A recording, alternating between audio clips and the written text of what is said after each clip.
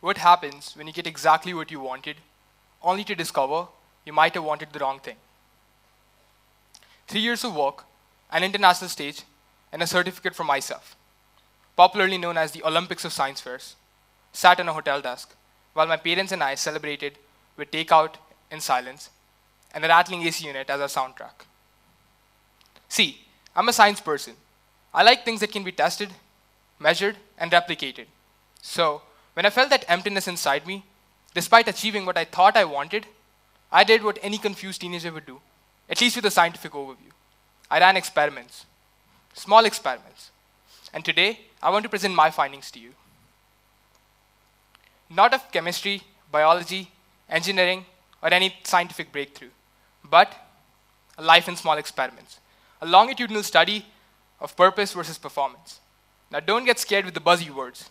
It's just my life in a nutshell. My initial hypothesis was pretty simple. Success equals external validation plus recognition. The more awards, the more recognition, and the more applause you get, the more you have succeeded. But let me get you in for a little spoiler. This hypothesis is gravely wrong. And to be honest, the definition of success might be the same for a lot of you. But towards the end of this talk, I'm trying to transform that for you. So, I started experimenting, because that's how a research works. I picked out different elements from my life that I had left behind and tried to tie them back together in form of experiments to get a better definition of what success personally means to me. The first, running. A new variable that I introduced was running. The control group is going to remain the same throughout all of these experiments. It's going to be a version of me after ISAF, scrolling through congratulations posts every day and congratulations messages that leaves me emptier every day. The variable running is not for any marathon, not for something that I have to post about, and not for any external validation. It's just to move when my mind gets too crowded. The materials and methods are pretty simple and pretty straightforward. You just need anything to put on, any shoes, any flip-flops, just to go outside and clear out your head. And the method, while it seems simple, within the first kilometer during my first run, I was already bargaining with myself to turn back. Everything inside me was shouting that this was completely pointless. But then something happened. The second kilometer came easier. If you look at this graph, by the second kilometer, I was already trying to understand what happens when you are running with nothing in your head. By the fifth kilometer, my mind completely went numb, in a good way, to be honest. I had been performing for all the applause and the external validation, rather than building something that actually mattered, beyond someone clapped for me. And to be honest, because this was really quickly after ISAF ended, I actually slipped back to the old hypothesis. I signed up for a 5K run, I started posting about training, and to be honest, I immediately felt hollow again. The conclusion with this experiment that I had was that this new variable in my life only worked when there was no external reward attached to it. Let's move on to our second experiment, singing. The new variable, recording music, alone at midnight. The materials and methods, again, really straightforward, to be honest. A USB microphone and an empty room with no audience, just yourself. The method, multiple takes of the same song over and over and over again. Because here's something about recording yourself. It reveals everything that you're faking. The forced vibrato I thought sounded emotional. The dramatic pauses I copied from better singers. All of it fell flat when I played it back. So, I stripped everything away. Just my voice, just the truth. I took 50 odd takes of my favorite song, Iris by the Goo Goo Dolls. The song is really close to me. And after 50 odd takes, I finally had one that I could listen to without cringing. It wasn't perfect, and it definitely wasn't competition worthy, but it was honest. And here's what I realized. When I stopped performing, and when I tested myself in isolation, during this experiment, I realized I valued honesty over impressiveness. And I just hadn't realized that yet, because I wasn't testing myself alone. So you see this graph of performance versus honesty, and the improvement that I had over the 50 takes. Let's move on to the third experiment, football. Now before we get into this experiment, you might be seeing that the previous two experiments are really individualistic, right? So I had data suggesting that I needed a shift in my experimental design. So I turned towards team walking experiments, something that requires others. Football. Let's get in for a little background, okay? I left my school's football team in 9th grade because my scientific reasoning was that team sports were basically distractions from real achievement. Because at the end of the day, individual work was measurable, controllable, and this might come out as a little selfish, but that Aditya thought that it was basically his, it was mine, right? But that was about to change. After ISEF, I rejoined my school's football team. But the results were brutal. My touch was heavy, my conditioning was gone, and in the first game back, I literally became the guy you wish that wasn't on your team. But something happened. A simple drill from a year ago, receive, turn, and pass, kicked in. And during a game, the pass came to me, and I had the ball. I did not overthink it. Because here's what happens. When I passed the ball back, it was perfectly weighted, and we scored. There was no certificate about it. There was no post. There was no announcer taking my name for the applause. It was just the person that I barely knew at the moment who was going to become one of my best friends where I needed him to be. And that's where all the change happened.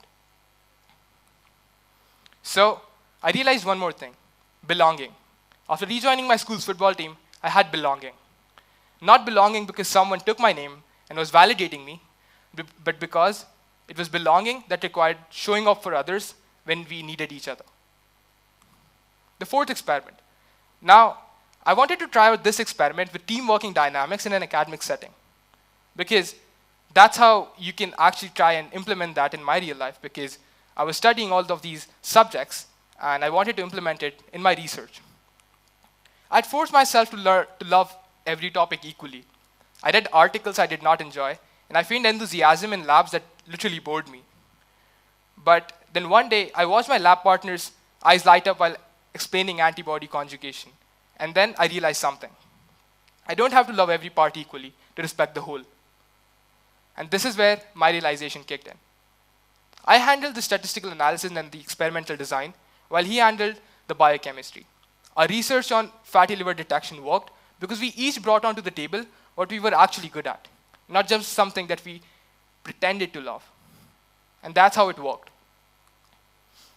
And our research eventually worked because with this experiment, I realized the same thing that I realized with football, belonging and trying to respect the whole part as a whole and not trying to fake something that I don't have. The end conclusion that I had with this experiment is the same that I have with all the four. And that I'm going to be revealing in my results. Let's go quickly over all of these results. With running, I had the realization that purpose exists independent of audience. The second, authenticity beats performance. Belonging requires showing up for others, and specialization in a specific thing is much, much better than universality. But as you can see, all of these experiments have different variables. But the one thing that was constant throughout these experiments was one thing, purpose. So let's come on to the discussions. So I don't think I transformed entirely. It wasn't me, or maybe a little bit over the years. But if you look at it, transformation in me literally kicked in from a very simple thing. It wasn't because of showing up for others. I realized that the one equation that I lived my life upon, success equaling external validation plus recognition, just did not fit balanced when I felt that emptiness. And to be honest, when I started taking newer and newer steps, I realized that I was just trying to be someone that I just wasn't really. And over the time, I basically tried loving things and tried doing things by asking the why. Now, I know why I show up, not just because why I'm trying to do this. So let's come on to the conclusion. Like any good research presentation, I want to address my limitations. This research presentation and this whole research project with my life had a sample size of just one, which was essentially just me. The duration of this research was just over a few years. And the subject, which is essentially me, is still figuring a lot of this out. But the only thing is, I still know why I'm showing up. So, in the future, I don't know how this literally holds up long term. In 10 years, I might be back chasing the same certificate or the same ISF moment, but I would be running the same experiments again. Just last week, I almost didn't help my classmate with a code because I thought, if I give away my solution, what's going to left so special about me? But I'll still be running the experiments, and I will always remind myself that purpose always beats performance. But the future research directions of my research project are pretty clear. How do I scale this? How do I stay someone who knows and is sticking to his purpose when the whole world runs in performance? How do I stay connected to my why when the whole world is chasing an ISF moment, the applause? I don't have those answers yet, but yeah, I'm definitely running the experiments. So now, here's my invitation to all of you. This is where you come in. What's your experiment that you are running on autopilot? What's your ISF moment, your ISF certificate, the thing that you're chasing that might be worth it actually, but might need questioning? What's the one thing that you're trying to do just for the sake of it, not because you have found the reason behind it?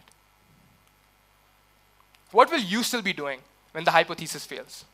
I would like to ask all of you to start with one experiment, just a small one. Do it because it scares you a little bit, not because it has a post attached to it, not because someone else is validating you, not because someone else is trying to appraise you, just because you want to do it, because it scares you. Because here's what happens when you do something that scares you.